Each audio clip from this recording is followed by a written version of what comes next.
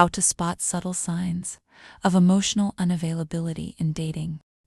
Subtle signs of emotional unavailability can sometimes be hard to spot at first.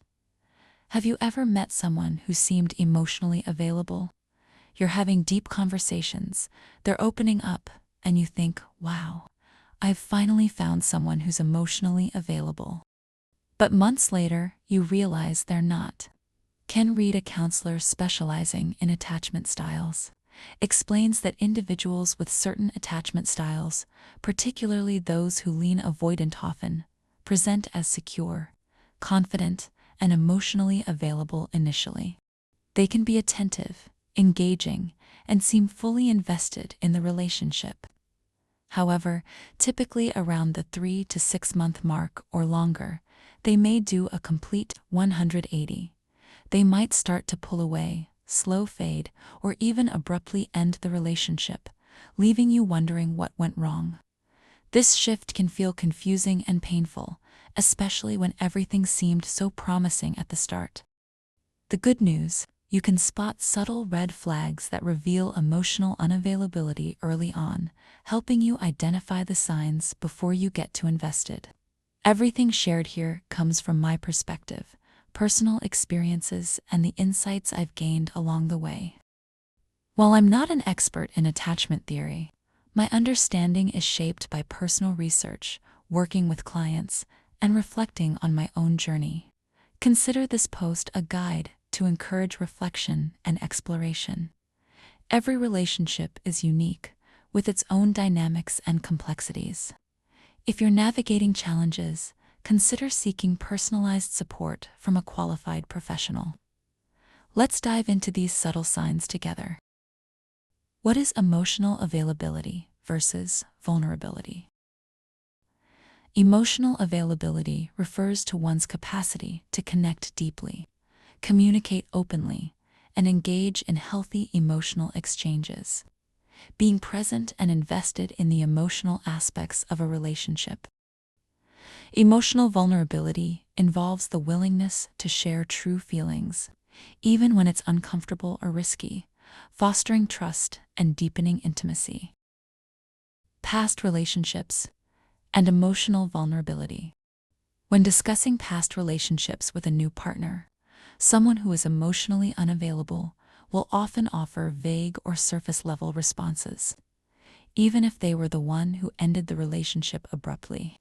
Rather than taking accountability for their role in the breakup, they tend to deflect, shift responsibility, or place the blame on external circumstances or their partner. The question: what happened in your last relationship, and how did it end? This simple question can offer valuable insight into someone's emotional depth. Emotionally unavailable individuals often respond with vague or deflective answers, such as, "She was too clingy," "She was crazy," "I couldn't give her what she needed," "It wasn't the right time," "I was going through so much with my son, daughter, life, work. I wasn't ready for a relationship." These responses reveal a tendency to avoid self-reflection and accountability, focusing instead on externalizing blame. Follow-up questions. To explore further. If their answers feel surface level or confusing, don't be afraid to follow up with open-ended, thoughtful questions. Approaching with genuine curiosity, rather than interrogation, can encourage deeper, more reflective responses, such as, "What does clingy or crazy mean to you? What was she asking for that you felt unable to provide? Why did you feel like you couldn't lean into the relationship during tough times? I'm curious, after being together for XX months, what made you realize you weren't ready for a relationship?" What secure and emotionally available answers sound like? A secure and emotionally available person will engage intentionally and would have processed and reflected on their past relationship. They won't shy away from accountability and are comfortable discussing their role. They will answer openly and honestly, demonstrating self-awareness, vulnerability, and emotional depth. For example, their responses may sound like, "I didn't realize at the time how my lack of communication affected the relationship, but I've worked on being more open since then. She needed more emotional support than I gave, and I've learned how important it is to show up for my partner during tough times. I can see now that I avoided certain conversations because I wasn't sure how to handle them, but I've learned how to lean in instead of shutting down. The relationship didn't work out, but I've reflected on it and grown from the experience. We had different needs, and ending it was the best choice for both of us. I'm now focused on what I truly want in a partner. Why this matters. The way someone talks about their past relationships can be a strong indicator of their ability to engage in emotional vulnerability. If they avoid taking accountability or reflecting on their actions, it often signals difficulty in building meaningful emotional connections. By paying attention to their responses, you can gain clearer insight into whether they're capable of handling emotional depth, or if their emotional unavailability could lead to challenges down the road. How they processed past relationships. Another indicator of someone's emotional availability is how they processed and healed from their previous relationship. This reflects their level of self-awareness, willingness to do inner work, and commitment to personal growth. That said, I firmly believe that someone doesn't need to be fully healed before entering a relationship. With the right person, relationships themselves can be deeply healing and offer opportunities for growth and connection. The question, what did you do to heal after your last relationship? This simple yet powerful question can reveal whether someone has taken the time to reflect on their experience and work on themselves. Emotionally unavailable individuals will not know how to answer this. They may dismiss it or provide vague answers such as, "I just moved on. I didn't need to heal. It just wasn't meant to be. I don't really think about it." In contrast, emotionally available individuals are more likely to share the steps they took to process their emotions and grow from the experience. What secure and emotionally available answers sound like? A secure and emotionally available person will openly discuss the efforts they made to heal. For example, they might say, "I went to counseling to better understand my patterns and what went wrong. I took time to journal and reflect on what I learned about myself. I read books and listened to podcasts to grow emotionally and learn for future relationships.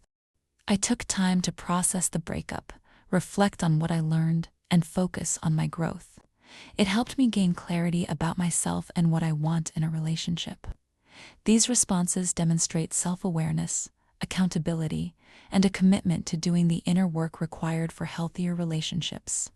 However, it's important to note that simply going to counseling or reading a self-help book isn't enough. If the lessons learned aren't applied in real life, the effort doesn't translate into meaningful growth or change. True inner work involves actively practicing and integrating those insights into actions and behaviors. Why this matters. How someone heals after a breakup provides valuable insight into their emotional awareness and willingness to grow. Someone who prioritizes their emotional health and takes responsibility for their role in past relationships is better equipped to engage in meaningful and fulfilling connections. In contrast, individuals who avoid self-reflection or dismiss the importance of healing often carry their unhealed traumas into the next relationship, which can unfairly put the relationship at a disadvantage and spilling those unresolved wounds onto their new partner. As Thais Gibson explains, avoidant individuals frequently feel uncomfortable with their emotions and may turn to distractions as a way to cope. These coping mechanisms might include endlessly scrolling social media, returning to dating apps, seeking external validation, or even diving into a rebound relationship. These behaviors can prevent them from fully processing their feelings and moving forward in a healthy way. By understanding how someone approaches healing, you can better gauge whether they have the capacity to build a healthy, emotionally fulfilling connection. How they handle your emotions. Another clear red flag for emotional unavailability is how someone responds when you're feeling stressed, upset, or sad. Emotionally unavailable partners often feel overwhelmed by emotions, both their own and their partner's, and struggle to offer meaningful support. Instead of engaging with your feelings, they may dismiss or invalidate them, leaving you feeling unheard and unsupported. Common responses include: think positive. You know how to handle this. Don't overreact. This discomfort with emotions leads them to minimize, deflect, or shut down conversations entirely. Over time, this behavior can create a sense of isolation and disconnection in the relationship. What secure and emotionally available answers sound like? In contrast, a secure and emotionally available person will handle your emotions with empathy. They won't shy away from your feelings or try to shut them down. Instead, they might say, "I hear you and I'm here to support you. That sounds really tough. What can I do to help? Your feelings are valid and I want to understand more. I'm here for you. Let's talk about it." These responses show emotional maturity, a willingness to engage with your feelings, and a commitment to creating a safe, supportive environment in the relationship. Why this matters? How someone handles your emotions speaks volumes about their emotional availability. When a partner invalidates or dismisses your feelings, it can create a disconnect and leave you questioning if this person truly cares. On the other hand, a secure partner who approaches your emotions with empathy and understanding helps build trust, deepen intimacy, and create a healthy emotional foundation. Their ability to hold space for your feelings ensures that you feel valued and supported, even during difficult times. Final reflection. It's important to remember that every relationship is unique with its own dynamics. While understanding emotional availability can help you spot potential challenges, relationships require mutual effort and accountability. During a recent session with a dear friend and transformational coach, she reminded me, relationships are only as strong as the weakest link. I absolutely agree with this statement. If one person shows up open, vulnerable, secure, and present, but the other remains insecure, avoidant, or fearful of vulnerability, the relationship will only be as strong as the person who struggles to engage. That's why it's so important to take responsibility for your own feelings and boundaries. If something feels off in a relationship, trust yourself enough to explore those feelings, whether that means seeking support from a trusted friend, therapist, or other resources. Prioritizing your emotional well-being is key to building healthy and fulfilling connections. While this is not a one-size-fits-all guide, I hope it encourages you to reflect and explore what feels right for your unique journey.